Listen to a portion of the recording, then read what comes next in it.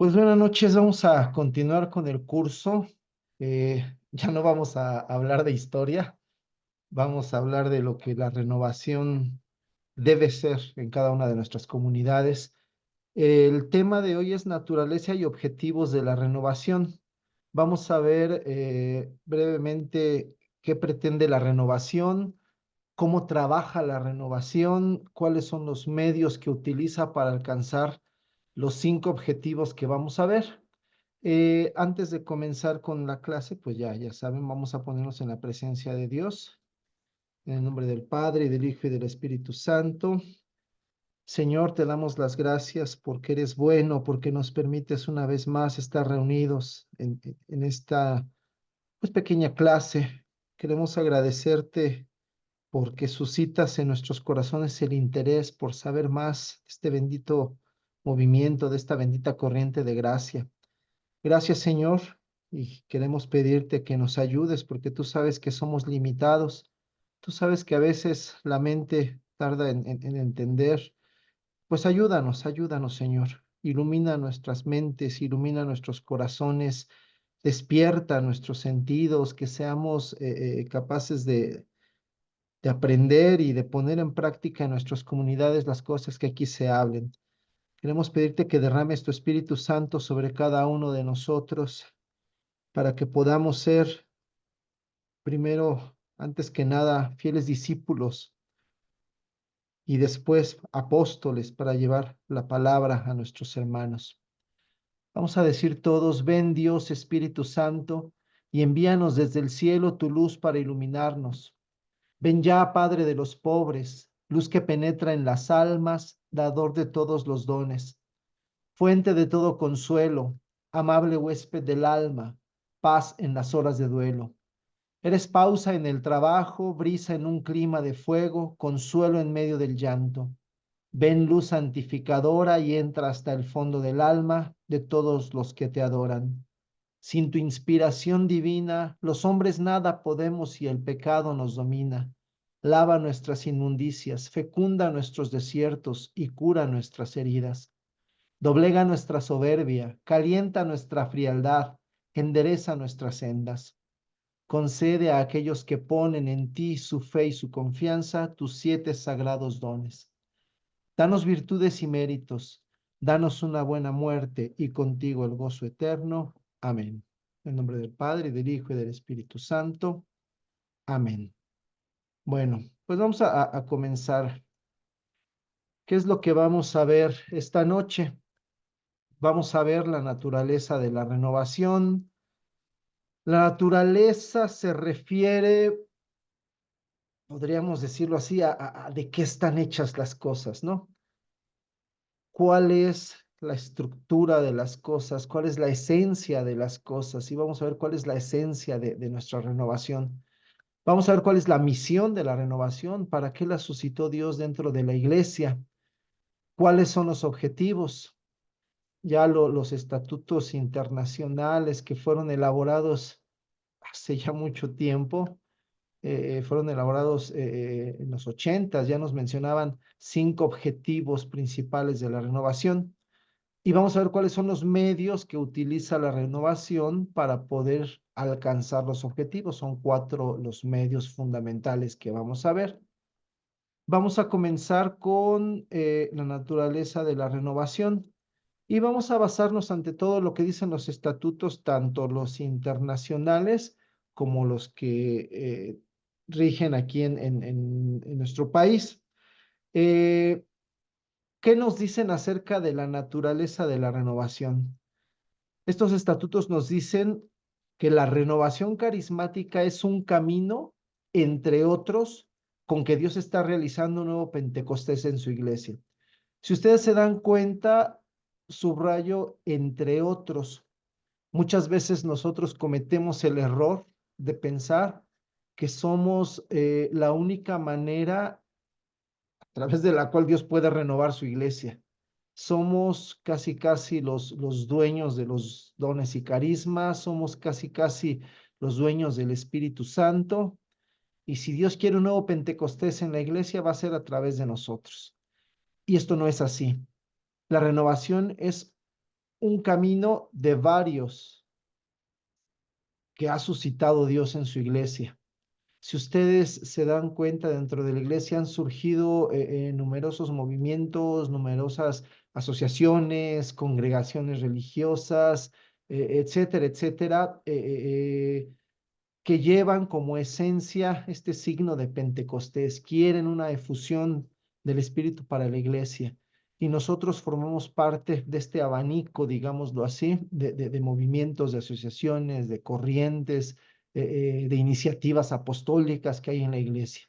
Entonces, no quiere decir que seamos uno de tantos, simplemente aclarar que no somos el único movimiento, la única corriente dentro de la iglesia que está logrando que este nuevo Pentecostés permee en la iglesia. Entonces tenemos más hermanos con las mismas intenciones, con los mismos objetivos y con el mismo deseo de que el Espíritu Santo sea conocido. Ahora bien, lo que sí caracteriza la renovación es que este camino por el cual nosotros queremos llevar el nuevo Pentecostés a la iglesia siempre parte de una experiencia en común, y esta experiencia es el bautismo en el Espíritu Santo. Todos los que somos parte de la renovación comenzamos con esta experiencia del bautismo en el Espíritu Santo. Es la experiencia inicial. Así como Pentecostés fue la experiencia fundacional de la iglesia, el bautismo del Espíritu Santo es la experiencia fundacional del Pentecostés personal para cada uno de nosotros. Sin bautismo en el Espíritu Santo no empieza este nuevo Pentecostés en nuestras personas, y por lo tanto no empieza en nuestras comunidades y tampoco en la iglesia. Entonces, fundamental saber qué es este bautismo en el Espíritu Santo. Brevemente vamos a decir lo que nos dicen los estatutos. En primer lugar, nos dicen que el bautismo en el Espíritu Santo es una invasión del Espíritu Santo en el corazón del hombre, unida a la experiencia consciente de estar lleno del Espíritu. Fíjense, una invasión del Espíritu Santo en el corazón del hombre, pero esa invasión del Espíritu a nuestra persona está unida a una vivencia. Nosotros experimentamos esa presencia del Espíritu Santo. Para nosotros ese Espíritu Santo se hace palpable, no es nada más el recibirlo y ya, sino que nos damos cuenta, somos conscientes, realmente sentimos al Espíritu Santo inundándonos, llenando nuestro corazón. Eh, Dice más adelante, esta invasión sucede muchas veces en la vida del creyente, sobre todo en los sacramentos. La novedad radica en la experiencia vivida. Y es verdad, desde que nos bautizan, podemos decir que esa es la primera invasión del Espíritu en nosotros. Y así, cada sacramento, los sacramentos de iniciación, y cada vez que comulgamos, por ejemplo, el Espíritu Santo nos invade, el Espíritu Santo nos llena con su presencia, solamente que esta vivencia, esta experiencia del Espíritu no es tan notoria como cuando tenemos esta gracia del bautismo en el Espíritu Santo. Pues bien, nosotros tenemos que propiciar esta experiencia consciente de la invasión del Espíritu en cada uno de nuestros hermanos. Y bueno, eh, eh, por lo mismo, al tener este bautismo en el Espíritu Santo, tenemos lo que ya habíamos mencionado de la clase pasada, que la renovación carismática es una corriente de renacimiento espiritual bajo el signo de Pentecostés, porque el bautismo en el Espíritu Santo lo que suscita es un renacimiento espiritual. Muchas de las gracias que ya habíamos recibido durante los sacramentos de iniciación se vuelven actuales, se vuelven palpables, somos conscientes de ellas. Los dones recibidos, las gracias recibidas aparecen en nuestra vida y nos permiten tener ya una vida espiritual. Entonces, este renacimiento bajo el signo de Pentecostés, basada en la oración que es el bautismo en el Espíritu Santo, digamos que constituye la esencia de nuestra renovación carismática. Ahora bien, el bautismo en el Espíritu Santo, vamos a hablar un poquito más de él la próxima clase como experiencia inicial de la vida del renovado. Sin embargo, pues quizás sería bueno, pues después, ¿no? Tratar de programar, de preparar, pues un curso sobre el bautismo en el Espíritu Santo solamente, porque es tan importante para nosotros que tenemos que tener el conocimiento preciso de qué se trata. Bueno, eh, algunas características de la renovación carismática. Según los estatutos de la renovación, estas cuatro características deben ser, deben estar presentes más bien en cada una de nuestras comunidades. En primer lugar, la renovación lleva a una vivencia semejante a la de las primeras comunidades cristianas. Ustedes si recuerdan los hechos de los apóstoles, cómo vivían las primeras comunidades, eran comunidades eminentemente carismáticas, guiadas por el Espíritu. Los primeros cristianos eran dóciles a las inspiraciones del Espíritu. Ellos vivían en comunión fraterna, lo que la Biblia llama koinonía. Ellos vivían, nos dice la palabra de Dios, unidos en esta koinonía, en esta amor fraterno, pero también se reunían para hacer sus oraciones, para celebrar la cena del Señor, para recibir la enseñanza de los apóstoles. Pues así deben ser nuestras comunidades de renovación, semejantes a las primeras comunidades cristianas, con el mismo dinamismo, con el mismo fuego del Espíritu. También otra característica de la renovación es que destaca ante todo la oración espontánea centrada en la alabanza a Dios. Así como en la mañana de Pentecostés el Espíritu inspiró a los apóstoles y a los discípulos que estaban con ellos a alabar a Dios, incluso en otras lenguas, nosotros también el primer impulso que recibimos del Espíritu Santo es el deseo de alabar a nuestro Señor. Entonces, la renovación se centra sobre todo en la oración de alabanza, alabanza que tiene que irse profundizando para llegar a la adoración. Si en nuestras comunidades no llegamos a esa profundización y esa adoración del Señor, entonces algo está pasando mal con nuestra alabanza. La verdadera alabanza te lleva a la adoración. Eh, otra característica de la renovación es que existe un contacto vital con las sagradas escrituras. Si la renovación carismática es auténtica, suscita en sus miembros el deseo de leer las escrituras, de estudiarlas, de conocerlas, no solamente de cargar la Biblia para todos lados, sino de verdad leerla y alimentarse con esa palabra que como nosotros sabemos, pues es un alimento precioso que Dios dio a su iglesia. Y bueno, la verdadera renovación también lleva al servicio a Dios y a los hermanos. Si nosotros vemos hermanitos en nuestras comunidades que nunca se quieren comprometer a servir al Señor y que tampoco se interesan en ayudar al hermano, cuidado porque la renovación carismática no ha entrado en ellos, no ha llegado a ellos. Necesitan un bautismo del Espíritu Santo que los inunde y los llene de esta gracia de querer servir a Dios y a los hermanos. Bueno, estas son algunas características de la renovación que nos presentan los estatutos. Ahora bien, ¿cuál es la misión de la renovación? Pues la misión de la renovación no puede ser otra que la misión de la iglesia. La renovación participa en la obra evangelizadora de la iglesia, proclamando a Jesús como Salvador, Señor y Mesías con el poder del Espíritu Santo. Apréndanse pues estos tres términos, estos tres títulos de Jesús, Salvador, Señor y Mesías. Nosotros proclamamos a Jesucristo muerto en la cruz para salvarnos y debemos aceptarlo como nuestro único Salvador. Pero ese Cristo que murió en la cruz resucitó y fue llevado a la presencia del Padre y está sentado a la derecha del Padre como Señor de señores, como Rey de reyes. Entonces, Jesucristo no nada más debe ser nuestro Salvador personal, nuestro único Salvador, sino también tiene que ser nuestro único Señor. Tenemos que darle el señorío absoluto, el dominio absoluto de nuestras vidas.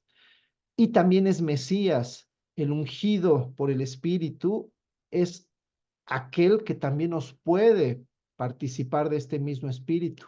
El que Jesús sea el Mesías quiere decir que Él nos puede comunicar el mismo espíritu que lo ha ungido a Él. Esta proclamación evangelizadora se hace con el poder del Espíritu Santo. El impulso misionero de la renovación debe estar basado en este poder del Espíritu Santo. Por eso, cuando la renovación comenzó a- a extenderse con mucha fuerza, eran pues quizás más frecuente que ahora eh, eh, los carismas, los prodigios que hacía el Espíritu Santo, las sanaciones, los milagros, porque como los apóstoles, quienes empezaban en esta renovación, sabían que el Espíritu Santo iba a apoyar a su predicación mediante la realización de estos prodigios, ¿verdad? Nosotros muchas veces ya no nos atrevemos a pedir estos prodigios, ya no nos atrevemos a pedir este poder del Espíritu Santo para predicar. Y bueno, es parte de la esencia de la renovación, predicar con el poder del Espíritu.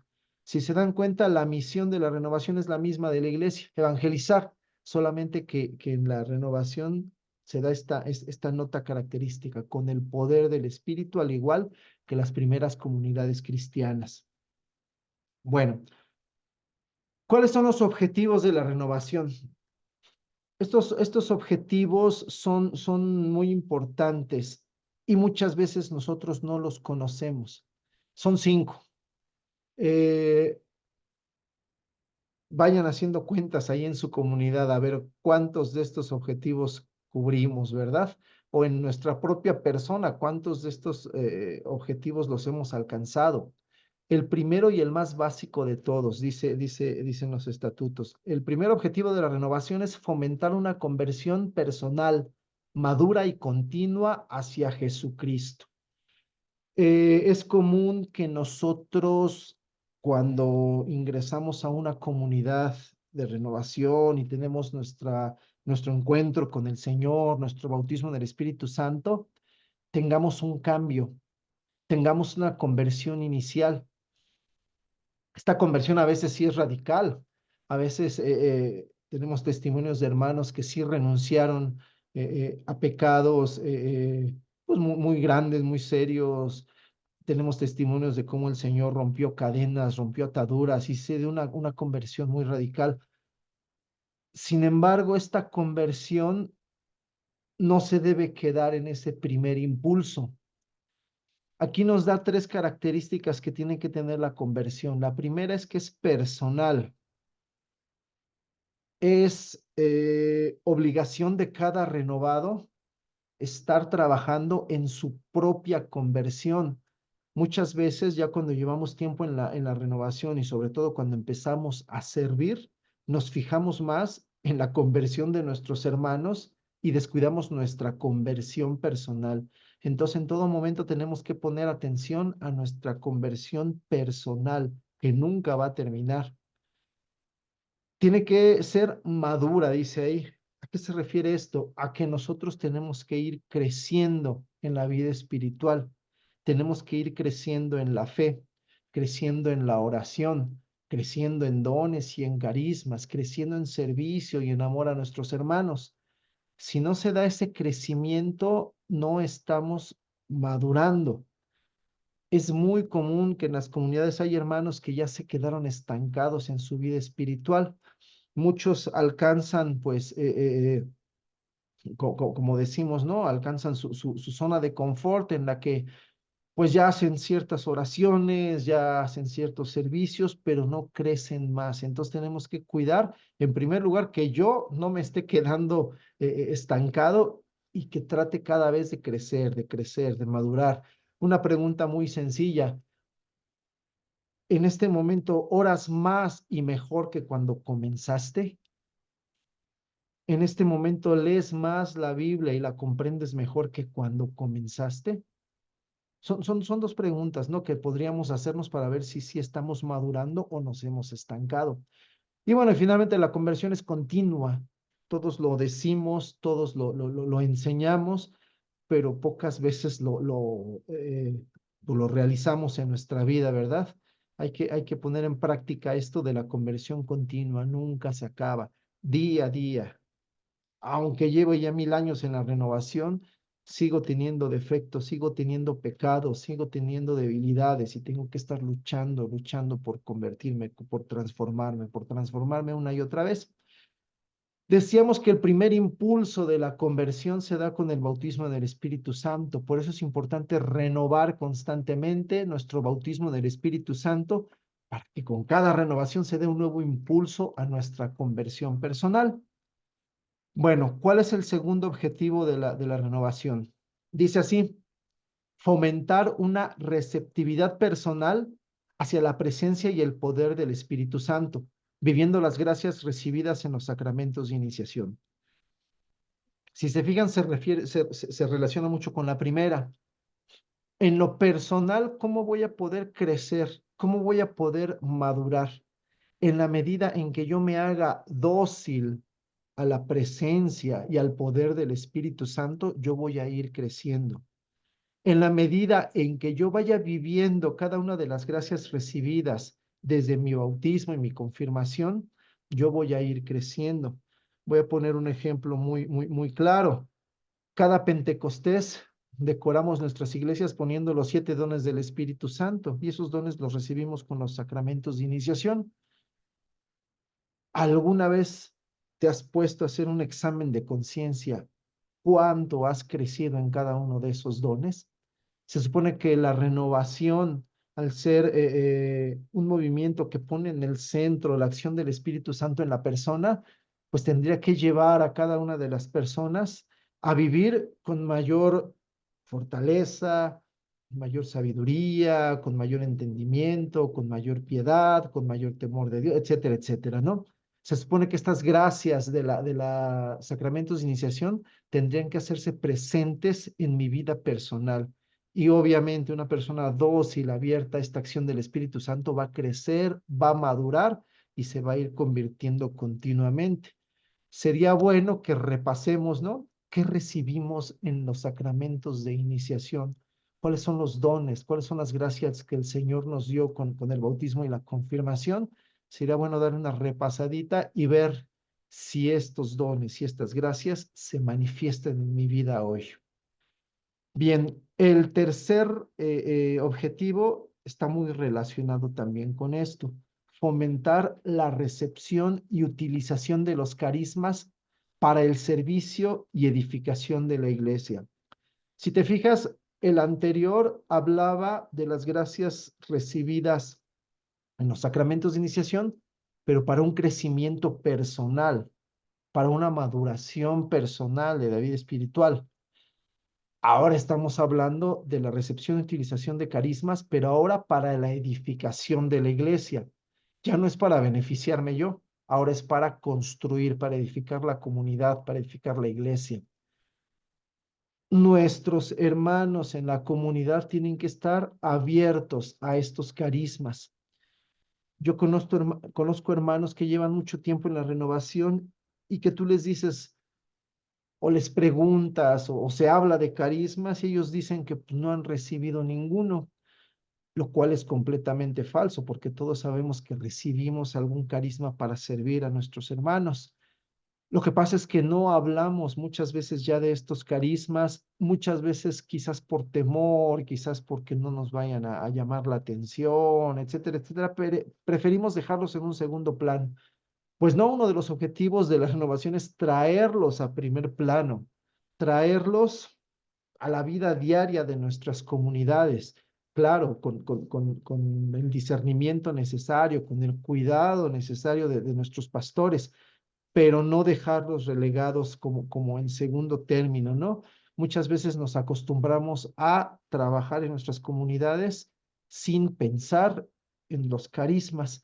Entonces, la renovación tiene que fomentar esta recepción, este deseo de tener carismas, esta petición al Señor de tener carismas y una vez que los tenemos, la correcta utilización para edificación de la iglesia. ¿Qué más? Cuarto objetivo de la renovación, fomentar la labor evangelizadora con el poder del Espíritu Santo como testigos de Jesucristo. Ya hablábamos que nuestra evangelización debe ser con el poder del Espíritu Santo. Muchos movimientos dentro de la iglesia evangelizan de una forma más intelectual, digámoslo así. Muchos transmiten la doctrina cristiana, pues de una forma más dirigida a la mente, para que la gente se lo aprenda, para que la gente lo conozca. Nosotros no tenemos que presentarnos ante nuestros hermanos, en primer lugar, como maestros. Tenemos muy buenos maestros en otros movimientos, tenemos muy buenos maestros en pues otras corrientes dentro de la iglesia, ¿no? Lo que el Señor necesita en la renovación, en primer lugar, son testigos. Necesita hermanos que hayan vivido una verdadera experiencia de Dios, hermanos que verdaderamente hayan conocido y conozcan al Señor. ¿Por qué? Porque todos los días están con Él. A mí me gusta mucho el prólogo de la primera carta del apóstol San Juan, ahí donde dice: lo que vieron nuestros ojos, lo que escucharon nuestros oídos, lo que palparon nuestras manos acerca del verbo, se los venimos a presentar. Él no va a enseñar algo que aprendió, sino que va a enseñar algo que él vivió. Una vez, eh, eh, eh, el Papa Benedicto XVI decía que la gente estaba cansada de los maestros y no creía en los maestros, que necesitaba escuchar testigos. Y si le creía a los maestros es porque también eran testigos. Entonces nosotros primero tenemos que presentarnos a nuestros hermanos como testigos de algo que hemos vivido y que queremos que ellos vivan. Y ya después de entre muchos testigos que haya en la renovación, Dios va a elegir algunos para que sean evangelizadores, para que sean maestros, para que sean predicadores. Pero primero testigos antes que otra cosa. Nuevamente, ¿cómo voy a ser testigo si no he vivido la experiencia del bautismo en el Espíritu Santo? ¿Cómo voy a ser testigo si no renuevo esa experiencia con frecuencia? Entonces, esa experiencia nos hace testigos de Cristo. Y finalmente, el último de los objetivos de la renovación dice que es promover el crecimiento progresivo en santidad a través de, y nos da tres medios para alcanzar este crecimiento en santidad. Ya los conocemos, son los medios que la iglesia pues ha enseñado siempre, ¿no? Que nos van a llevar a crecer espiritualmente: la vida sacramental, la oración y la tradición espiritual de la iglesia, y la formación permanente en la doctrina católica. En nuestras comunidades, cada uno de nuestros hermanos tiene que crecer en estos tres aspectos. Si después de un tiempo vemos que nosotros o nuestros hermanos no hemos crecido en nuestra vida sacramental, no tenemos una vida sacramental más intensa, si seguimos siendo católicos de misa cada 8 días nada más, de confesión pues cada 2, 3 meses, no estamos creciendo en santidad. Si nuestra oración sigue siendo de 5, de 10 minutos al día, si se basa nada más en algunas fórmulas, en algunas oraciones leídas, si no nos interesa adentrarnos en esta tradición espiritual de la iglesia, hay muchísimas corrientes espirituales, hay muchos grandes doctores de espiritualidad en la iglesia que nos enseñan diferentes formas para crecer en santidad. Si no nos metemos, si no nos interesamos en esto, pues es que no estamos creciendo en santidad. Y lo mismo, si la formación que nosotros recibimos de la doctrina católica no es constante, no es continua, no es permanente, si no nos interesa aprender más y más y más, no estamos creciendo en santidad. Son los tres medios que nos presenta la iglesia para poder crecer. Entonces, si en nuestras comunidades no estamos viviendo estos 5 objetivos, entonces algo está mal, algo está fallando, ¿verdad? Por eso yo pongo estas tres preguntas para que nos las hagamos nosotros mismos y se las hagamos a nuestros hermanos en la comunidad. Ya vimos que la experiencia del bautismo del Espíritu Santo es fundamental. Entonces, la primera pregunta sería, ¿en mi comunidad se renueva constantemente la experiencia del bautismo en el Espíritu Santo? ¿Estamos nosotros propiciando esta experiencia en retiros, en asambleas de oración, en veladas de oración, etcétera, etcétera? Lo primero que tendríamos que hacer es eso, buscar la forma de renovar constantemente esta experiencia. La segunda pregunta sería, ¿mi comunidad participa activamente en la misión evangelizadora de la iglesia? Aquí tenemos que tener cuidado porque muchas veces nosotros queremos evangelizar, pero aparte de la iglesia, en forma paralela a la iglesia, tenemos que encontrar la forma de insertarnos a la labor de la iglesia. Tenemos que llegar, pongo un ejemplo, ante nuestro párroco y decirle, mire, estos son los carismas con los que nosotros podemos colaborar en la misión evangelizadora de esta parroquia, por ejemplo, ¿no? Ustedes saben que hay muchas iniciativas misioneras que luego se dan en las parroquias, en los decanatos, etcétera, etcétera. Y a veces las comunidades de renovación como que no quieren participar con los demás hermanos en la evangelización. Nosotros tenemos que participar activamente presentando lo que sabemos hacer, lo que nosotros hemos recibido y podemos dar a los demás. Y la tercera reflexión, ¿mi comunidad conoce y cumple los 5 objetivos de la renovación? Yo creo que sería interesante hacer como un examen a cada hermano, a ver, de estos, ¿cuál sí, cuál no? Si no los conocemos, pues mucho menos los vamos a cumplir, ¿verdad? Y ya conociéndolas muchas veces como que no los tomamos en cuenta. Entonces, son las reflexiones que se me ocurren para que en comunidad pues veamos en dónde estamos situados. Muchas veces nos decimos de la renovación, pero ni respetamos la naturaleza de la renovación, no respetamos la identidad de la renovación, ni participamos de su misión, ni siquiera conocemos sus objetivos. Entonces, lo primero es conocerlo para poder llevarlo a cabo. Ahora bien, para que la renovación cumpla con estos objetivos, se vale pues de 4 medios fundamentales. Estos medios fundamentales son básicos. Pongo aquí pues estos dibujitos. El primero que es una mesa de madera muy bonita, bien tallada, se ve firme, se ve estable esa mesa. Cada uno de los 4 medios fundamentales es como una pata de la mesa. ¿Qué pasaría si uno de esos 4 medios falta en mi comunidad? A veces falta uno y ahí le estamos tratando de sostener la mesa, estamos tratando de sostener la comunidad ahí como podamos, como se nos ocurra, porque con que falte uno de los 4 medios fundamentales, se va a desestabilizar la comunidad. Hay veces que de plano, pues estamos como esta mesa que está ahí tirada ya, ¿no? ¿Por qué se cayó mi comunidad? ¿Por qué se destruyó mi comunidad? ¿Por qué la gente ya no viene?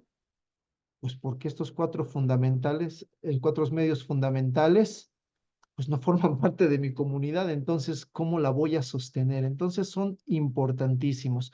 ¿Cuáles son los 4 medios fundamentales? Bueno, pues vamos a dejarle aquí. Vamos a tomar un descansito de 10 minutos y nos vamos a ver con un poquito más de detalle estos 4 medios fundamentales, ¿sale? Entonces, vamos a tener 10 minutitos de descanso. Bien, ¿cuáles son los 4 medios fundamentales de la renovación? Pues ya todos los conocemos. Las asambleas de oración, la evangelización fundamental, que es la proclamación del querigma, la formación básica, es decir, los cursos de crecimiento y los pequeños grupos de oración. Esos son los 4 medios fundamentales que debe haber en nuestras comunidades. Si falta uno de estos 4 medios, pues es como la mesa sin una pata, sin 2 patas, sin 3 patas. Hay veces que nuestras comunidades nada más andan con una pata. Entonces tenemos que aprender en primer lugar a ir implementando estos 4 medios, pero no lo podemos hacer si no los conocemos bien. Entonces vamos a hablar brevemente sobre cada uno de ellos. La idea es que en el futuro podamos tener un curso de cuatro clases donde se toque cada uno de estos medios. Entonces, pues vamos a ver si ya, si en el futuro se puede lograr esto. Eh, Primer medio, las asambleas de oración. ¿Qué son las asambleas de oración? Una asamblea de oración es la reunión de varios hermanos en comunidad para glorificar a Dios mediante la oración espontánea, sobre todo la de alabanza y adoración, realizada a impulso del Espíritu. Entonces, ¿qué es una asamblea de oración? Pues cuando nos reunimos varios hermanos para orar, sobre todo para alabar y adorar a nuestro Señor, movidos por el Espíritu Santo. Eh, las asambleas de oración tienen ciertas características y la primera es que están abiertas a todo aquel que quiera participar. Pueden asistir a nuestras asambleas gentes que incluso no conozcan a Dios, hermanos que no pertenezcan a la renovación y estén en otros grupos de la iglesia. Y para muchos es la primera oportunidad que tienen de poder experimentar un encuentro con el Señor. Entonces, generalmente, cuando se comienza una comunidad en alguna parroquia, pues empieza invitando a los hermanos a participar en las asambleas. Es importante volver a señalar esto. Están abiertas a todo aquel que quiera participar.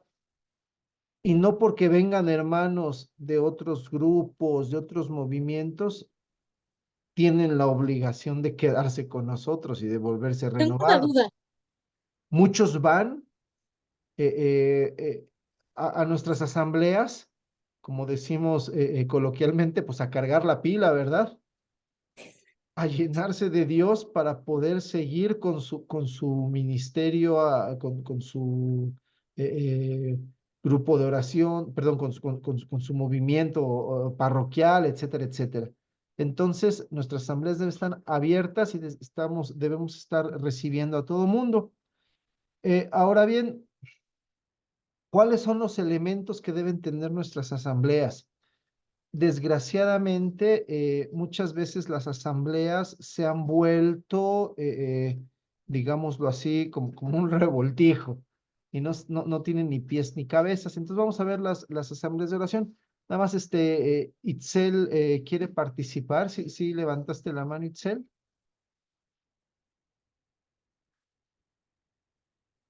Sí, sí, gracias, gracias por la palabra. Sí, Entonces, quiero entender, a ver si entendí bien, que en la asamblea de oración pueden entrar incluso de otras religiones, quien quiera participar puede participar en la asamblea de oración. Está aunque sean abierto. de otras religiones. Ah, ok, Ajá, gracias. sí, sí, de nada. Voy a poner un ejemplo. Yo he oído testimonios de gente que era judía y asistió a una asamblea de renovación y se convirtió al catolicismo. Vamos, están abiertas, ¿no? Es una gracia que no se le puede negar a nadie, no podemos cerrar la puerta a nadie, porque finalmente lo que queremos es glorificar a nuestro Padre. Ese es el objetivo de la asamblea, el centro de la asamblea es nuestro Señor y nos dedicamos a darle gloria a Él.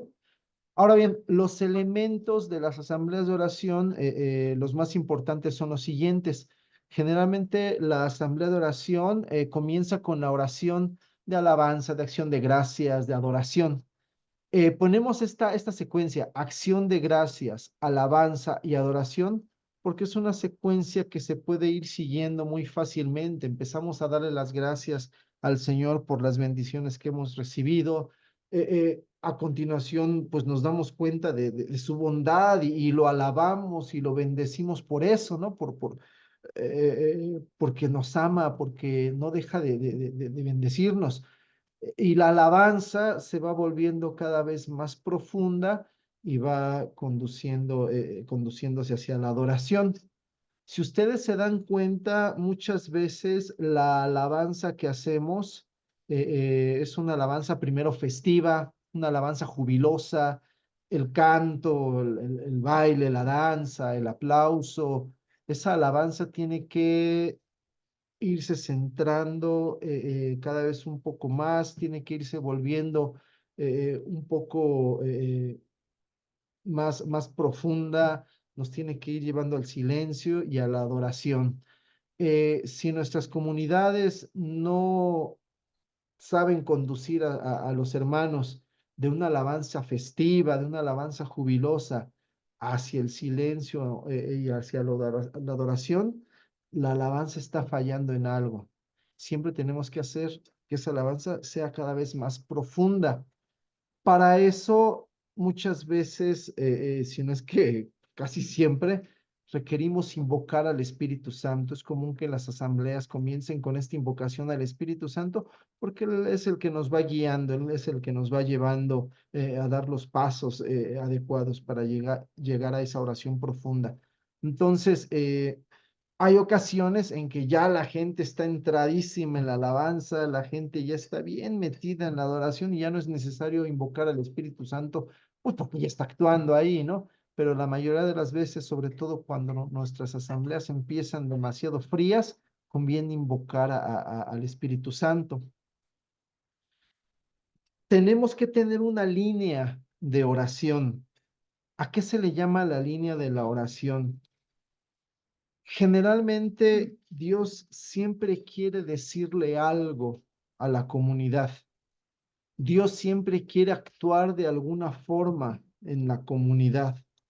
Dios ve las necesidades que tenemos y de acuerdo a esas necesidades Él quiere actuar. Entonces nosotros tenemos que saber qué quiere Dios para la comunidad ese día o esa noche de asamblea. Por eso yo tengo que preparar desde antes la asamblea. ¿Cómo se prepara la asamblea? Poniéndome en oración, presentándole al Señor la comunidad. Señor, aquí está tu comunidad. ¿Qué necesita tu comunidad? ¿Qué quieres para esta comunidad? ¿Qué es lo que nos quieres decir? ¿Qué es lo que quieres hacer? Nosotros tenemos que presentar la comunidad al Señor y el Señor nos va a decir qué es lo que quiere para ese día. A veces nos lo dice a través de una cita bíblica, a veces nos lo dice a través pues de una moción interior, ¿no? Nos llega de repente la certeza de que el Señor quiere hacer algo. Por ejemplo, nos llega la certeza de que el Señor quiere sanar, o de que el Señor nos pide perdonar, o de que el Señor nos pide una adoración más profunda, etcétera, etcétera. Todas estas son líneas de oración: la alabanza, la adoración, la petición de perdón, la oración de sanación interior, la oración de sanación física, la petición de carisma, etcétera, etcétera. Lo importante es preguntarle al Señor qué quieres hacer en esta asamblea y entonces el Señor nos lo va a decir si nosotros somos dóciles a su inspiración. Por eso la asamblea de oración no se debe improvisar.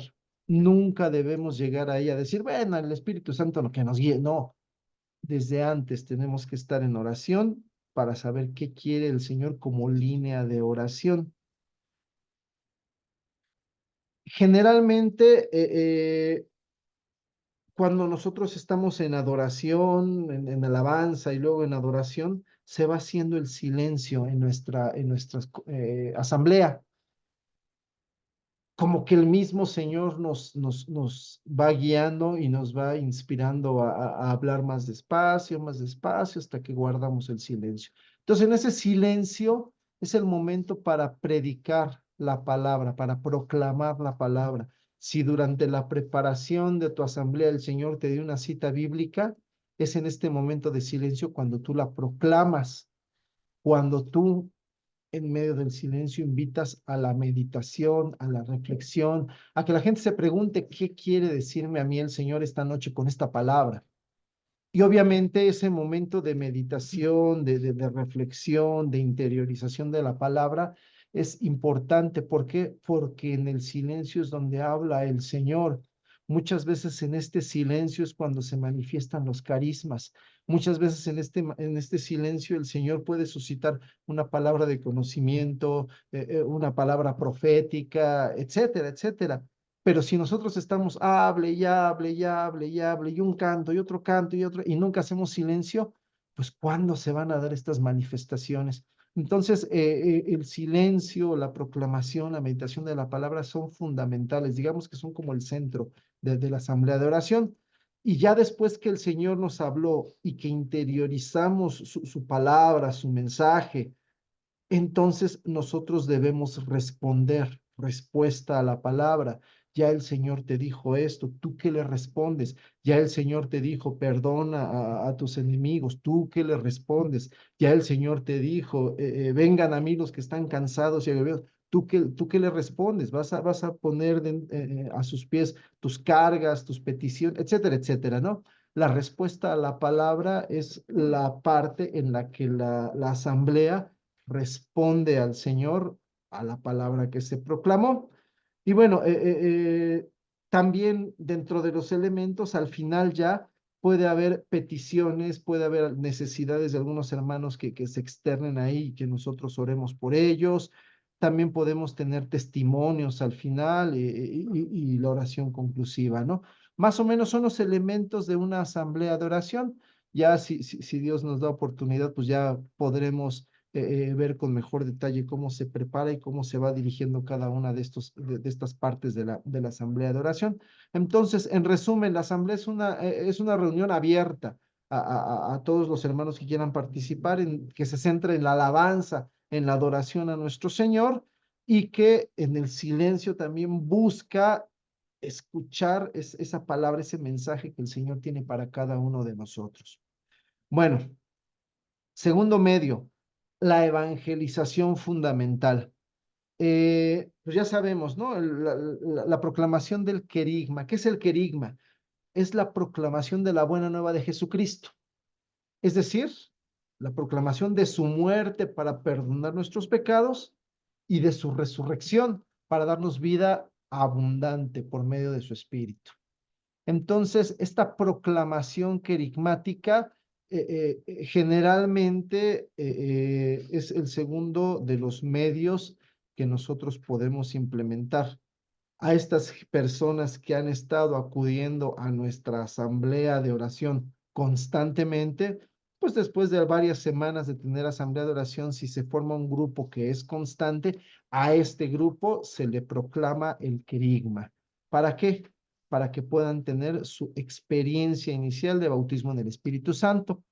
Bien, el querigma hay que remarcar, no se trata de un curso, no se deben impartir clases, se trata de proclamar a toda voz, como testigos que somos, que Jesús vive, que es Salvador, Señor, Mesías, que Él envía su Espíritu a aquellos que se convierten a Él.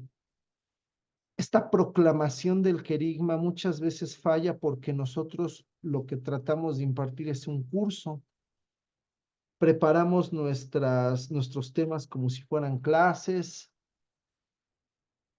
queremos que la gente se aprenda las citas bíblicas, etc. No, no, no, lo que queremos es dar testimonio de que Jesús vive. Ya mencioné alguna vez que el querigma no se dirige a la mente, el querigma se dirige al corazón y el objetivo es abrir el corazón de las personas para que puedan vivir esta experiencia de salvación. Bueno, eh, también hacen una observación, algunos de los hermanos, Se acaban de renovar los estatutos de la renovación, se revisaron. eh, pues recién la semana pasada ya quedaron los nuevos estatutos, todavía no se publican, pero me están diciendo que en estos nuevos estatutos al querigma ya se le llama seminario de vida en el espíritu. Entonces, para que lo apunten ahí, ¿no? La evangelización fundamental o querigma, póngale ahí seminarios de vida en el espíritu. Es el nombre que se le dio al principio de la renovación y que se está retomando para este momento, ¿no? Gracias por la aclaración, ¿no? Quien nos la ha hecho, yo creo que fue mi tocayo, ¿verdad, Ricardo? Entonces, qué más con con este querigma? ¿Qué más con esta evangelización fundamental? ¿Cuál es el objetivo? Se proclama para que la gente tenga un encuentro personal con Jesucristo vivo. Ese es el objetivo. Si una persona se va del retiro o se va del curso o se va de donde se proclamó el querigma sin tener esta experiencia profunda con Dios, el querigma no cumplió su función. Entonces nosotros tenemos que, ahora sí, apuntar directo al corazón para que abran ese corazón y puedan vivir su experiencia con Dios. Isabel, ¿tienes algún comentario? Perdón, ahora entonces es en lugar del querigma, vida en el espíritu. Seminarios de vida en el espíritu. Ah, seminarios de vida en el Seminarios de vida en el espíritu. Así es. Digamos que ese es su nombre oficial. Ajá. ahora, ok, gracias. Sí, pero bueno, ya sabemos, algunos le llaman evangelización fundamental, algunos querigma, algunos retiro de iniciación, vida nueva, etcétera, etcétera, ¿no? Pero el nombre, pues que debemos acostumbrarnos a usar es seminario de vida en el espíritu. Y bueno, el querigma es la mejor preparación que hay para recibir el bautismo en el Espíritu Santo. Entonces, vuelvo a repetir, estos hermanos que perseveraron durante varias semanas en nuestras asambleas de oración y que ya se empezó a formar un grupo más compacto, a estos hermanos se les puede dar ya el querigma para que tengan su experiencia de bautismo en el Espíritu Santo, ¿no? Entonces, casi siempre esa es la secuencia. Muchos prefieren empezar en su comunidad, en su parroquia, una nueva comunidad, dando primero el querigma. También está bien, también está bien. Entonces, asamblea de oración o seminarios de vida en el Espíritu es con lo que podemos empezar, ¿no? Las primeras dos patas de nuestra mesa. ¿Qué sigue después? Tenemos la formación básica o cursos de crecimiento.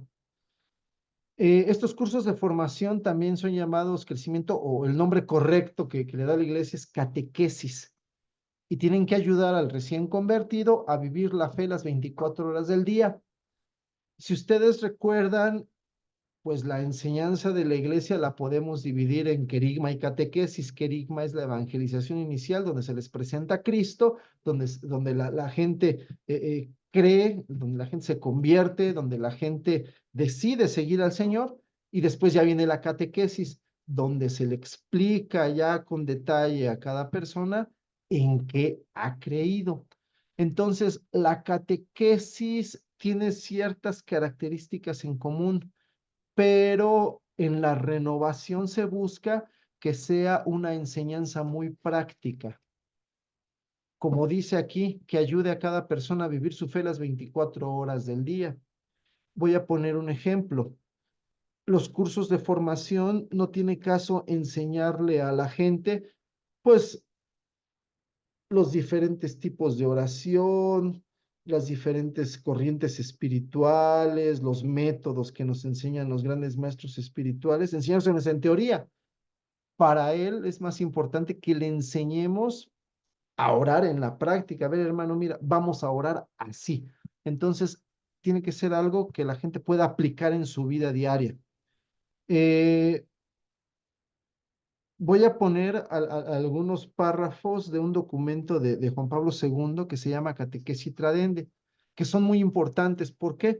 Porque luego nuestros cursos de formación no tienen ni pies ni cabeza. y el Papa nos va guiando muy bien para que sepamos cómo organizar estos cursos de crecimiento. Lo primero que dice el Papa en el número 19 del documento Catequesis Tradendae es la catequesis distinta del anuncio primero del Evangelio que ha suscitado la conversión, persigue el doble objetivo de hacer madurar la fe inicial y de educar al verdadero discípulo por medio de un conocimiento sistemático de la persona y del mensaje de nuestro Señor Jesucristo. Así lo dice el Papa. A ver, más despacito. Lo primero que nos dice, la catequesis es distinta del primer anuncio. Catequesis es distinta del primer anuncio. Lo que quiere es un doble objetivo, dos objetivos. Primero, hacer madurar la fe inicial. Muchas veces la persona cuando recibe el querigma, obviamente se convierte, quiere seguir al Señor, su vida espiritual recibe un gran impulso, su fe se fortalece, pero esa fe que nace tiene que crecer y tiene que madurar. Entonces, nuestros cursos de formación tienen que hacer madurar esa fe. Y en segundo lugar, tienen que educar al discípulo, al verdadero discípulo, dicen un conocimiento sistemático de la persona y mensaje del Señor. Esto es, tiene que aprender la doctrina cristiana en forma sistemática. Eso se va a entender con las siguientes palabras del Papa. Dice así, deben ser una enseñanza sistemática, no improvisada, siguiendo un programa que le permita llegar a un fin preciso. Entonces, nuestros cursos de formación, en primer lugar, no tienen que ser improvisados, tienen que ser sistemáticos. ¿Qué quiere decir? Tenemos que empezar a enseñarle a nuestros hermanos desde lo más sencillo, lo más básico, hasta lo que es ya un poquito más complejo. Si mi hermano apenas está acercándose a la iglesia, no le voy a hablar, por ejemplo, del misterio de la Santísima Trinidad.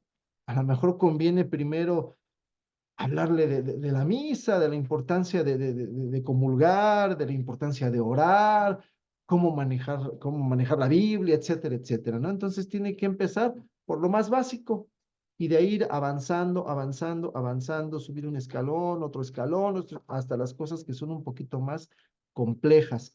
Y siempre tenemos que tratar de llegar a un fin preciso, no nada más dar por dar, sino tratar de tener un objetivo cada vez que damos un curso. ¿Qué más nos dice el Papa? Tiene que ser una enseñanza elemental que no pretenda abordar todas las cuestiones disputadas ni transformarse en investigación teológica o en exégesis científica. ¿Qué quiere decir el Papa? La enseñanza no debe ser muy elevada. Una vez yo me acuerdo de un hermano que pues, literal, quería dar teología dogmática en su comunidad. Y eran hermanos que había hermanos que apenas si sabían leer y escribir, ¿no? No es que no la vayan a entender, pues sí la pueden entender, pero tenemos que empezar primero por lo elemental, como habíamos dicho. No tiene que transformarse nuestro curso también en debate, en discusión de temas, ¿no? Por ejemplo, últimamente por ahí en algunas comunidades se daba el debate de que si es válido la comunión en la mano o tiene que ser siempre en la boca. Y ahí están los hermanos debatiendo y diciendo, no, los cursos de formación no deben ser esto. Debe ser algo elemental que le ayude al hermano que empieza a vivir su fe. Pero también dice así que la enseñanza, no obstante, debe ser bastante completa, que no se detenga en el primer anuncio del misterio, como lo vemos en el querigma. ¿Cuántas veces nuestros hermanos se quedan con el querigma y ya no avanzan? Muchas veces, ¿no? ¿Cuántas veces los hermanos toman querigma, un curso de crecimiento, a lo mejor dos cursos y ya de ahí no pasan? Nosotros tenemos que tratar de tener un programa de varios años que abarque pues la doctrina cristiana lo más completamente posible. Y bueno, finalmente dice que debe ser una iniciación cristiana integral, abierta a todas las esferas de la vida cristiana. Esto es, nuestra formación tiene que enseñarle a cada hermano a vivir su fe en cada uno de los ambientes en los que vive, en su casa, en su familia, en su trabajo, en su escuela, en la calle, cuando va manejando, cualquier lugar, ¿no? En cualquier lugar. Tiene que aprender a vivir su fe. Nosotros tenemos que enseñarles esto. Y bien, y finalmente sobre la catequesis, dice el Papa, para la catequesis la repetición rutinaria que se opone a todo cambio, por una parte, y la improvisación irreflexiva que afronta con ligereza los problemas, por la otra, son igualmente peligrosos. Dos peligros que nosotros tenemos que estar atentos de no caer cuando estamos planeando la formación en nuestras comunidades. ¿Cuáles son los peligros? La repetición rutinaria, siempre dar lo mismo, lo mismo, lo mismo, lo mismo. Y el otro peligro, la improvisación irreflexiva. Y ahora quedamos, no, es que yo, mira, hombre, acabo de ver este libro, vamos a darlo porque se ve que está muy bueno. Y damos ese libro, y acabamos ese libro, y ahora quedamos, no sé, mira, se me ocurre, acabo de ver otro libro más y estamos improvisando. Ajá. Entonces, son peligrosos, son peligrosos. Dice que la repetición rutinaria lleva al estancamiento, al letargo, a la parálisis. Si mi comunidad ya se estancó, si la gente está como dormida, como paralizada, a lo mejor es por la repetición rutinaria de lo mismo, lo mismo, lo mismo.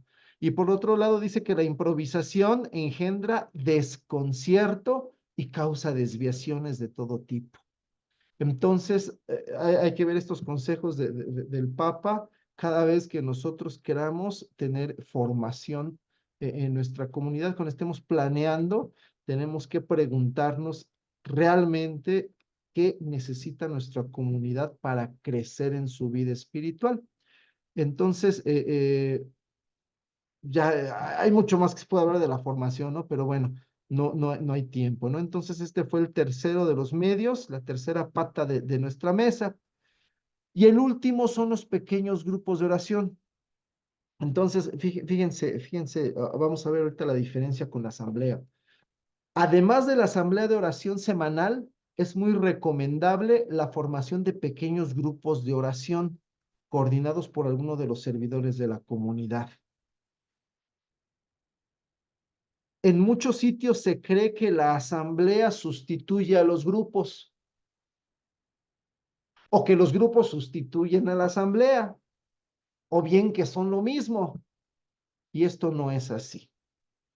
Si en nuestra comunidad hay asamblea de oración semanal, si en nuestra comunidad ya se dio el seminario de vida en el Espíritu, ya se proclamó el querigma, si nuestra comunidad ya está recibiendo formación, entonces ya podemos pensar en hacer pequeños grupos de oración. ¿Cuáles son las características? En primer lugar, en los grupos de oración se reúnen hermanos que ya recibieron el querigma, que ya vivieron la experiencia del bautismo en el Espíritu Santo y que ya llevan algún tiempo creciendo en la comunidad. Si ustedes recuerdan, en la asamblea de oración cualquiera podía entrar. En los pequeños grupos de oración no va a entrar cualquiera.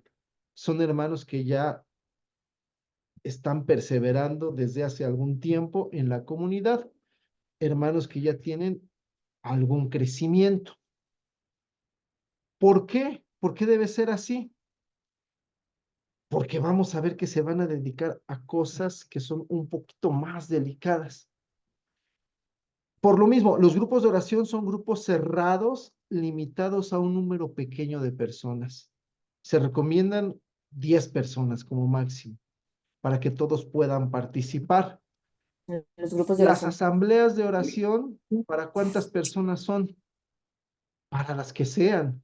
Podemos ver asambleas de 20, 30 personas, de 100, 200, 300, o de 10,000, de 20,000 personas, ¿no? Cuando hay eventos masivos. En cambio, el grupo de oración es un grupo cerrado, pequeño, máximo 10 personas. Y bueno, y los grupos de oración generalmente se reúnen en la casa de alguno de sus integrantes. Obviamente la reunión en la casa pues se hace con la autorización del sacerdote, ¿verdad? No vamos a estar a escondida del párroco sin permiso del párroco. Obviamente, digamos que es como extender nuestra comunidad pues a los lugares donde vivimos, a nuestra casa. Ahí generalmente se hacen los grupos de oración. Bueno. Esto es bien importante. ¿Para qué son los grupos de oración? En los pequeños grupos de oración se busca, en primer lugar, que sus integrantes aprendan a orar más y mejor. Como son grupos más reducidos, obviamente su participación es mucho mayor. Eh, si tuviéramos mucha gente en los grupos de oración, pues vamos a tener muchos hermanos que se van a quedar calladitos, ¿verdad? Pero entre más poquitos seamos, pues no nos podemos quedar callados. A fuerza tenemos que participar. Entonces, el hermano a la larga va a aprender a orar y eso le va a beneficiar. En segundo lugar, ¿qué se busca? También que se pueda orar por los hermanos que tengan alguna necesidad particular. Tenemos hermanos que vienen ya caminando con nosotros y que vienen arrastrando heridas, vienen arrastrando situaciones difíciles que no han sanado. En esos pequeños grupos de oración se puede orar con mayor confianza, con mayor intimidad por las necesidades de estos hermanos. Por lo tanto, se enseña a sus integrantes a vivir en comunión. Obviamente, en un grupo de oración nos vamos a sentir cada vez más hermanos, nos vamos a sentir cada vez más unidos porque nos estamos conociendo más y nos va a permitir este grupo practicar la caridad, servir a nuestros hermanos del grupo, ¿verdad? Entonces se hacen verdaderas hermandades en estos pequeños grupos de oración porque nos abrimos a los demás. Ellos conocen nuestras necesidades y oran por nosotros y eso hace que nos empezamos a unir de una forma más estrecha. También en estos grupos se pueden compartir experiencias, dar testimonios, se pueden aclarar dudas, incluso se pueden dar consejos. Por lo tanto, estos pequeños grupos de oración son un medio excelente para acompañar la vida espiritual de nuestros hermanos. Muchos hermanos necesitan de un hermano mayor que los esté guiando. Lo ideal es que cada hermano tuviera un director espiritual, ¿verdad? Pero muchas veces pues andan escasos. En estos grupos se puede dar este acompañamiento espiritual. Por lo tanto, es importante que los grupos estén dirigidos por hermanos que tengan experiencia ya. Imagínense, hermanos que apenas van también creciendo en la renovación, dándole consejos a otros, pues dice nuestro Señor que un ciego no puede guiar a otro ciego, ¿verdad? Necesitamos hermanos que ya estén formados, que ya tengan una vida espiritual más madura, que ya tengan experiencia, que ya hayan caminado algún tiempo prudente en la renovación para poder dirigir un grupo pequeño, un pequeño grupo de oración. Y bueno, esto hasta lo pongo con mayúsculas, algunas desviaciones que hay que evitar en estos grupos. Esto es bien importante. La primera desviación, convertir al grupo de oración en un grupo de enseñanza, donde haya debate o discusión de ciertos temas, ni siquiera debe convertirse en un círculo bíblico. Muchas veces el pequeño grupo de oración termina siendo un grupo de estudio de la Biblia, por ejemplo, ¿no? Pues ya no sabemos qué hacer, pues vamos a rezar el rosario y se convierte en un grupo de rezo del rosario, ¿no? Y no es que no sea malo rezar el rosario, al contrario, es muy bueno, pero en otro momento, en otro sitio, el grupo de oración tiene sus objetivos muy particulares, ¿no? A veces se convierten en grupos de intercesión, etcétera. Eso se puede hacer en otro momento. El pequeño grupo de oración no debe ser para esto. Otra desviación que ya es muy común, convertir las reuniones en simples convivencias, ¿no? Muchas veces estamos más preocupados en que, pues, ¿y quién va a llevar pues, el refrigerio? No, pues yo el café y quién trae panecito, etcétera, etcétera. Y más bien, cuando se prepara la reunión, se ven más de esos detalles que la oración en sí, ¿no? Claro que la convivencia fraterna es importante, pero no es obligatoria. Muchos no quieren o si no quieren que se vaya a su casa a hacer oración, pues porque no tienen qué ofrecer, no tienen la capacidad de estar ofreciéndole pues, cena o aunque sea un pequeño refrigerio a los hermanos, y pues se avergüenzan y prefieren mejor que no vayan a su casa. No, no, la reunión es de oración y no nada más una convivencia, ¿no? Entonces, inclusive hay sacerdotes que yo he visto que dicen, si van a hacer su grupo de oración, cero alimentos, ¿no? Para no caer en este extremo, ¿no? Bueno, algo ya un poquito más serio, ¿no? Una desviación que se ha visto y que desgraciadamente se ha presentado es que estos pequeños grupos de oración a veces tienden a aislarse del resto de la comunidad. Nosotros ya nos sentimos tan hermanos y ya estamos tan unidos que ya esta es mi verdadera comunidad, ¿no? Y nos empezamos a aislar. Y eso es un peligro bastante serio, ¿no? El grupo de oración debe sentirse parte de una comunidad y de una parroquia, ¿eh? No perder de vista siempre, yo pertenezco a esta comunidad y pertenezco a esta parroquia. Eso es fundamental. Obviamente, si el grupo está dirigido por hermanos con experiencia, con discernimiento, no se va a caer en esta desviación. Si al frente del grupo pongo gente recién convertida que apenas va iniciando, sí existe el riesgo, ¿no? De que se aísle. Y bueno, algunas otras cosas ya más serias, ¿no? Pues que yo sí he visto. Hay que evitar a toda costa pretender hacer del grupo de oración un grupo de sanación o liberación independiente de la comunidad. Ha habido casos en que en el grupo pues se dedica ya básicamente a la sanación, a la liberación. No, pues se va a reunir mi grupo tal día, en tal lugar, si quieres lleva a tal hermanito que necesita liberación y ahí le hacemos la oración de liberación. Hay que evitar todo esto, ¿no? Vamos, yo he sabido incluso de hermanos que hasta cobraban, ¿no? Por hacer oraciones de liberación en estos pequeños grupos, imagínense. Son desviaciones a las que se llegan cuando no hay vigilancia, cuando no hay servidores maduros, bien formados, cuando no hay buena comunicación con los párrocos, etcétera, etcétera, ¿no? Los pongo aquí porque son riesgos reales y nosotros tenemos que estar bien atentos para que eso nunca vaya a pasar en nuestra comunidad. Bien, ¿qué podemos concluir? Cada uno de los cuatro medios son indispensables para el crecimiento de una comunidad. Si no están los cuatro medios, mi comunidad no va a terminar por madurar.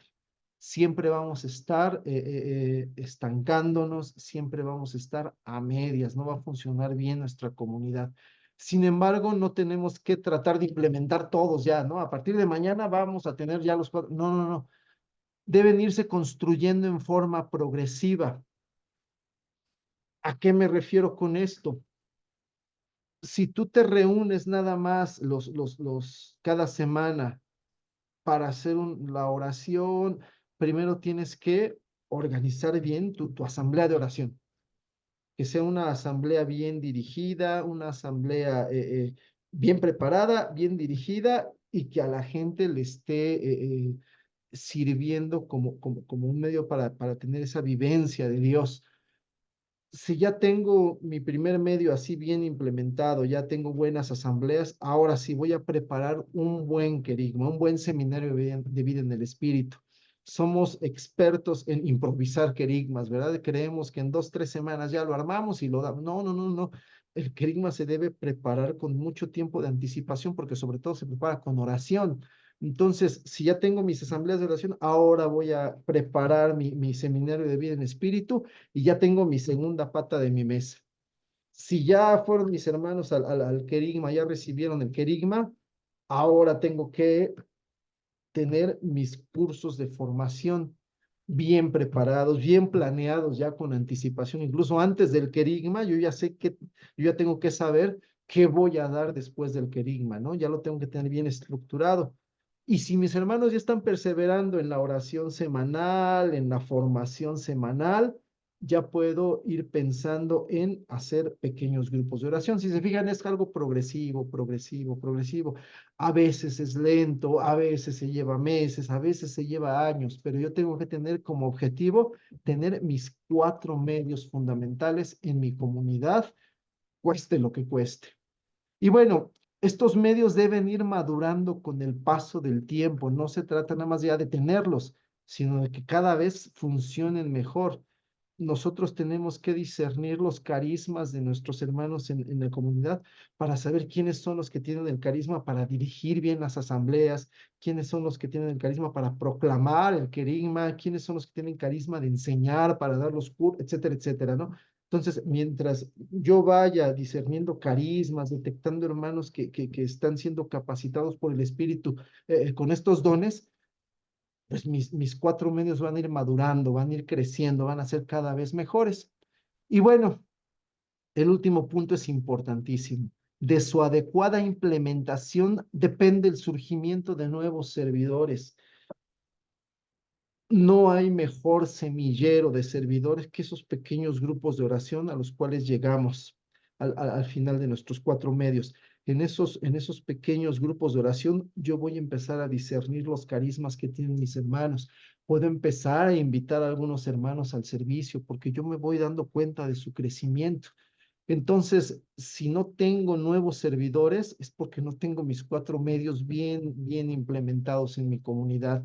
Siempre que se dan estos 4 medios, empiezan a surgir nuevos servidores. ¿Por qué? Porque les estoy dando la oportunidad de crecer, de madurar y de dar el salto al servicio. Y de eso se va a tratar la próxima clase. ¿Cómo tengo que dirigir a un hermano desde que llegó sin saber nada, sin saber ni qué hace ahí a la primera asamblea de oración? ¿Cómo debo guiar a ese hermano hasta convertirlo en servidor? De eso vamos a hablar la próxima clase. Por ahora vamos a dejarlo ahí. Les invito a que terminemos pues nuestra clase todos juntos dándole gloria a Dios. Vamos a decirle: bendito eres, Señor, Dios de nuestro Padre Israel, por los siglos de los siglos. Tuyos son, Señor, la grandeza y el poder, la gloria, el esplendor, la majestad, porque tuyo es cuanto hay en cielo y tierra. Tú eres Rey y soberano de todo. De ti viene la riqueza, la gloria. Tú eres Señor del universo. En tu mano está el poder y la fuerza. Tú engrandeces y confortas a todos. Por eso, Dios nuestro, nosotros te damos gracias alabando tu nombre glorioso. Amén. Gloria a Dios. ¿Algún comentario, alguna pregunta? Gloria a Dios.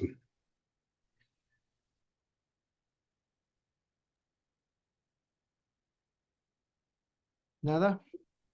Creo que no Muchas toca gracias. yo. Está bien, pero adelante.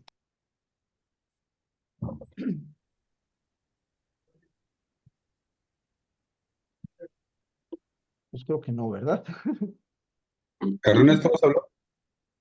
Hermano, muchas gracias, todo muy claro, ¿eh? Muchas gracias por el curso. Está muy clarito, gracias. Gracias a Dios. Sí, Muy está Nos bien, acompaña muy Fray importante. Cándido. Muchas gracias. Gracias. Muy Está interesante. Fray Cándido con nosotros. Hola hijos, ¿cómo están a todos? Muchas bendiciones, ¿cómo están? Buenas noches. Bien, Bien, gracias, muy padre. bien. Buenas noches. Buenas noches, padre, bien. Buenas noches, padre. Hola, padre, yo apenas Gracias. tengo el gusto de conocerlo. Bendecidos, padre. Hola hija, ¿qué tal? Muchas bendiciones, qué bueno, pues aquí estamos.